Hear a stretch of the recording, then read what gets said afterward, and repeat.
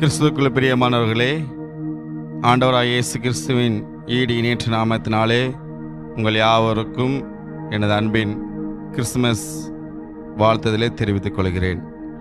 இந்த டிசம்பர் மாதத்துக்குள் பிரவேசிக்க கிருபை செய்த தேவனுக்கு நாம் நன்றி செலுத்துவோம். கடந்த 11 மாதங்களாக கண்ணின் இமைப்பை பாதுகாத்த நமது ஆண்டவர் இந்த புதிய மாதத்திலும் பிரவேசிக்க கிருபை செய்தார். டிசம்பர் மாதம் என்றாலே நம் அனைவருக்கும் ஒரு மகிழ்ச்சியின் மாதம். இந்த காலத்தில் கிறிஸ்துமஸ் நாளில் கேரல் ரவுண்ட், அதே போல் கிறிஸ்துமஸ் விழா கோலங்கள், இன்னும் கீத ஆராதனை, அநேக காரியங்கள், பண்டிகைகள், கொண்டாட்டங்கள் நாம் காண முடியும். ஒரு ஈகையின் பண்டிகையாக, அன்பளிப்பின் பண்டிகையாக இந்த கிறிஸ்துமஸ் காலம் இருக்கிறது. ஸோ இந்த மாதத்தில் கர்த்தர் நமக்கு கொடுக்குற வாக்குத்தத்த வசனம் மத்தேயு எழுதிய சுவிசேஷம் 1ஆம் அதிகாரம் 23ஆம் வசனத்தில் நாம் பார்க்கும்போது, அவன் இதோ ஒரு கன்னிகை கர்ப்பவதியாகி ஒரு குமாரனை பெறுவாள், அவருக்கு இம்மானுவேல் என்று பெயரிடுவார்கள் என்று சொன்னான். இம்மானுவேல் என்பதற்கு தேவன் நம்மோடு இருக்கிறார் என்று அர்த்தமாம். பிரியமானவர்களே, இம்மானுவேல், தேவன் நம்மோடு இருக்கிறார். இந்த மாதத்தில் கர்த்தர் நம்மோடு கூட இருந்து நம்மளை வழிநடத்துகிற தேவனாக இருக்கிறார். இந்த இம்மானுவேலை குறித்து நாம் புதிய ஏற்பாட்டில் பார்க்கிறோம். அதே சமயத்தில் பழைய ஏற்பாட்டில் இந்த இம்மானுவேலை குறித்து ஆண்டவர் தீர்க்கதரிசி மூலமாக முன் உரைத்ததை நாம் காண முடியும். ஏசாயா தீர்க்கதரிசி புஸ்தகத்தில் நாம் வாசிக்கிறோம். கிறிஸ்துவுக்கு முன் 8ஆம் நூற்றாண்டில் வாழ்ந்த ஏசாயா தீர்க்கதரிசிக்கு ஆண்டவர் இந்த வார்த்தையை கூறுகிறார். ஏசாயா 7ஆம் அதிகாரத்தில் நான் பார்க்கும்போது 7:14 ஆதலால் ஆண்டவர் தாமே உங்களுக்கு ஒரு அடையாளத்தை கொடுப்பார், இதோ ஒரு கன்னிகை கர்ப்பவதியாகி ஒரு குமாரனை பெறுவார், அவருக்கு இம்மானுவேல் என்று பெயரிடுவார்கள். பிரியமானவர்களே, ஆண்டவர் இயேசு கிறிஸ்துவுக்கு இன்னொரு பெயர் இம்மானுவேல். மத்தேயு 1:21 வாசிக்கிறோம், அவர் இயேசு என்று பெயரிடுவார்கள், ஏனெனில் அவர் தமது ஜனங்களின் பாவங்களை நீக்கி அவர்களை ரட்சிப்பார் என்று நாம் வாசிக்கிறோம். இயேசு கிறிஸ்து ஒரு இரட்சகராக பிறந்திருக்கிறார். இரட்சகராக பிறந்த ஆண்டவர், அவர் நம்மை இந்த உலகத்தை மீட்கும்படியாக அவர் பிறந்திருக்கிறார். அதே சமயத்தில் ஏசாயா மற்றும் மத்தேயுவில் பார்க்கும்போது இம்மானுவேல் என்கிற பெயரும் அவருக்கு கொடுக்கப்படுகிறது. ஆண்டவர் நம்மோடு கூட இருக்கிறவராக காணப்படுகிறார்.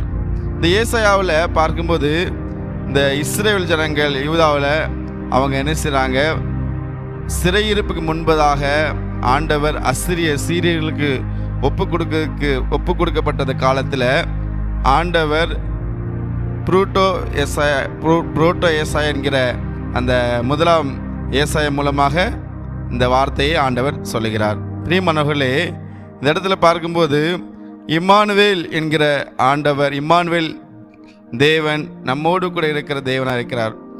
ஒரு பக்கம் சிரியர் கையில் யூதா ஜனங்கள், இஸ்ரவேலர்கள் ஒப்பு கொடுக்கப்பட்டாலும் ஆண்டவர் சொல்கிறாரு, நான் உன் கூட இருக்கிறேன்னு சொல்லி ஆண்டவர் அங்கே ஒரு அடையாளத்தை கொடுக்கிறதை நாம் பார்க்க முடிகிறது. அதே போல் இன்னொரு பக்கத்தில் பார்க்கும்போது ஏசாயா 8ஆம் அதிகாரம் 8ஆம் வசனத்தில் வாசிக்கும்போது, அங்கே நாம் வாசிக்கும்போது, இம்மானுவேலே, அவன் செட்டைகளின் விரிவு உமது தேசத்தின் விசாலத்தை மூடும் என்று வாசிக்கிறோம். இந்த இடத்துல இம்மானுவேல் என்று சொல்லி செட்டைகளின் விரிவு என்று பார்க்கிறோம்.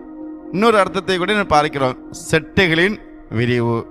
நம்முடைய ஆண்டவர் நம்ம செட்டைகளின் கீழாக நம்மளை பாதுகாக்கிற தேவனாக இருக்கிறார். நம்ம கூட இருந்து நம்ம வழிநடத்துகிற தேவனாக இருக்கிறார். இம்மானுவேல் தேவன் செட்டைகளின் விரிவுக்குள்ளாக நம்மளை அடைக்கலம் தருகிற தேவனாக இருக்கிறார். சங்கீதம் 91:1 வாசிக்கிறோம், உன்னதமான மறைவில் இருக்கிறவன் சர்வ வல்லவருடைய நிழலில் தங்குவான், அவர் செட்டைகளின் கீழே அடைக்கலம் புவான்னு சொல்லி நம்ம பார்க்கிறோம். பிரியமானவர்களே, கர்த்தர் நம்மை அவர் செட்டைகளின் கீழாக நம்மை அடைக்கலம் கொடுத்து நம்மை பாதுகாக்கிற தேவனாக இருக்கிறார் என்று நம்ம சொல்ல முடியும். நம்முடைய ஆண்டவர் அப்படி நம்ம வழிநடத்துகிற தேவனாக இருக்கிறார். ஆகவே இந்த மாதத்தில் தேவன் நம்மோடு கூட இருந்து நம்மை பாதுகாத்து நம்ம வழிநடத்துகிற தேவன் என்பதை நாம் விசுவாசிக்கிறோம். இம்மானுவேல் தேவனாக நம்மோடு கூட இருந்து அவருடைய செட்டைகளின் கீழாக நம்மை மூடி அரவணைத்து எங்களை பாதுகாக்கிறவராக இருக்கிறார் என்று நாம் சொல்ல முடியும். அதே போல் இன்னும் நாம் பார்த்தீங்கன்னா, இந்த ஆண்டவராய் இயேசு கிறிஸ்து இந்த உலகத்தில் வந்து ஆண்டவர் உலகத்தை ரட்சிக்கும்படியாக வந்தது நிமித்தமாக மக்களோடு கூட சொல்லுகிற காரியம் என்னன்னு சொன்னால், நான் உங்களோடு கூட இருப்பேன் என்று சொல்கிறார். மத்தேயு 18ஆம் அதிகாரம் 19 வசனம் 20 வசனம் வாசிக்கும்போது, எங்கே 2, 3 எனது நாமத்தினாலே கூடியிருக்கிறார்களோ அவர் நடுவில் இருப்பேன்னு சொல்லி ஆண்டவர் சொல்கிறார். பிரியமானவர்களே, ஆண்டவர் எப்போ நம்ம கூட இருக்கிறார்னா, அவரை தேடும்போது, அவரை நாம் வாஞ்சிக்கும் போது நம்ம கூட இருந்து நம்மோடு கூட வாசம் பண்ணுகிற தேவனாக இருக்கிறார் என்று நாம் பார்க்க முடிகிறது. ஆகவே நாம் ஒருபோதும் எந்த சூழ்நிலையிலும் நம்மை ஆண்டவர் கைவிடாத தேவனாக இருக்கிறார். நம்ம கூட இருக்கிறார். இன்னொரு பக்கம் நம்ம சட்டையின் கீழாக நம்மை பாதுகாக்கிற தேவனாக இருக்கிறார். உபாகம் 32 11 வசனம் 12 வசனம் வாசிக்கும் போது, கழுகு தன் கூட்டை கலைத்து தன் குஞ்சுகளின் மேல் அசைவாடி தன் செட்டைகளை விரித்து அவைகளை எடுத்து அவைகளை தன் செட்டைகளின் மேல் சுமந்து கொண்டு போகிறது போல கர்த்தர் ஒருவரே அவனை வழி நடத்தினார். பிரியமானவர்களே, நம்முடைய ஆண்டவர் நம்ம ஒவ்வொருவரையும் அவர் செட்டைகளின் கீழாக இருந்து நம் வழி நடத்துகிற தேவனாக இருக்கிறார்னு சொல்லி பார்க்க முடிகிறது. ஆகவே ஒருபோதும் நீங்கள் கவலைப்பட தேவையில்லை, ஒருபோதும் நீங்கள் கலங்க தேவையில்லை. ஒருவேளை கர்த்தர் நம்ம கைவிட்டுட்டாரோ, நம்மளை மறந்துட்டாரோ சொல்லி நினைக்காதீங்க.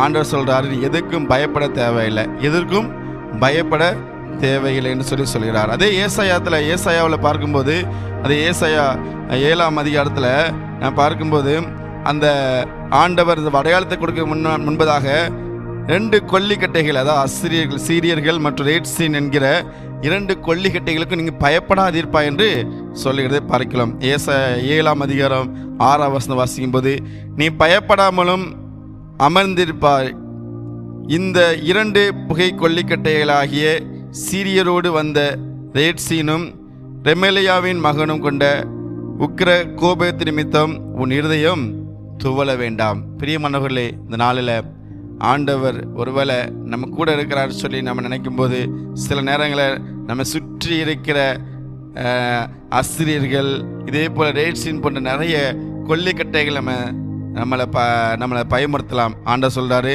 நீ அவர்களை கண்டு உன் இருதயம் துவள வேண்டாம், நான் உன் கூட இருக்கிறேன். கடைசியாக நம்ம கூட ஆண்டவர் இருக்கணும். நம்ம என்ன செய்யணும்? இம்மானுவேலராக நம்ம கூட ஆண்டவர் இருக்கணும்னு சொன்னால் என்ன செய்யணும்? திரியேக தேவன் நம்ம கூட இருக்கணும்னு சொன்னால் என்ன செய்யணும்னு சொல்லி நம்ம பார்க்கும்போது, யோவான் எழுதிய சுவிசேஷம் 14ஆம் அதிகாரம் 23ஆம் வசனத்தில் நான் வாசிக்கும்போது, யோவான் 14:23 வாசிக்கும்போது சொல்கிறார், இயேசு அவனுக்கு பிரயோஜனமாக, ஒருவன் என்னில் அன்பாயிருந்தால் அவன் என் வசனத்தை கைக்கொள்வான், அவனில் என் பிதா அன்பாயிருப்பார், நாங்கள் அவனிடத்தில் வந்து அவனோடே வாசம் பண்ணுவோம். பிரியமானவர்களே, திரியேக தேவன் ஆண்டவர் சொல்றாரு, நாங்கள் அவனிடத்தில் வந்து அவனோடே வாசம் பண்ணுவோம். பிதா குமாரன் பரிசுத்த திரியேக தேவன் நம்மோடு கூட வாசம் பண்ணலாம். எப்படி இருக்குன்னா, நாம் அவருடைய வசனத்தை கை கொள்ளவர்களாக இருக்க வேண்டும். வசனத்தை கை கொண்டு அவர் நேசிக்கிறவர்களாக இருக்க. நிறைய ஆண்டவர் என்னை நேசிக்கிறாரு, நான் ஆண்டவர் ரொம்ப நேசிக்கிறேன் சொல்லுவாங்க. கர்த்தனை ரொம்ப அந்த அளவுக்கு அதிகமாக நேசிக்கிறேன், ஏசப்பனா ரொம்ப பிடிக்கும், எல்லாம் செய்வேன். ஆனால் என்ன செய்ய மாட்டாங்க? கர்த்தருடைய வசனத்தை கை கொள்ள மாட்டாங்க. ஆனால் ஆண்டவர் சொல்கிறாரு, உண்மையாக ஒருத்தன் என்னை நேசிக்கிறான், உண்மையாக ஒருத்தன் என்ன அன்பாக இருக்கிறான்னா என் வசனத்தை கை கொள்வான்னு சொல்லி ஆண்டவரை இயேசுக்கு சொல்லுகிறார். பிரியமானவர்களே, இந்த நாளில் நாம் அவருடைய வசனத்தை கை கொண்டவர்களாக அவர்கள் அன்பாக இருக்கும்போது ஆண்டவர் நம்ம கூடவே இருந்து இம்மானுவேல் தேவனாக நம்ம கூட இருந்து வாசம் செய்ய வல்லவராக இருக்கிறார். ஆகவே ஒருபோதும் கவலைப்படாதீர்கள், ஒருபோதும் கலங்காதீர்கள். ஏனென்று சொன்னால் கர்த்தர் நம்ம கூட இருக்கிறார், கர்த்தர் நமக்காக யுத்தம் பண்ணுவார்.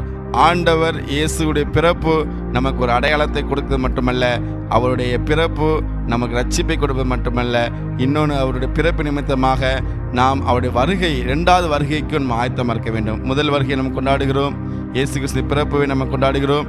ஆனால் மீண்டும் இயேசு வரப்போகிறார் நிச்சயத்தோடு கூட நாம் அவருடைய 2வது வருகைக்கு ஆயத்தமாகவும். நிச்சயமாக தேவன் நம்மோடு கூட இருந்து இம்மானுவேலராக நம்ம இந்த மாதம் முழுவதும் வழிநடத்தி ஆசீர்வதிப்பாராக. ஆமென். இம்மானுவேல்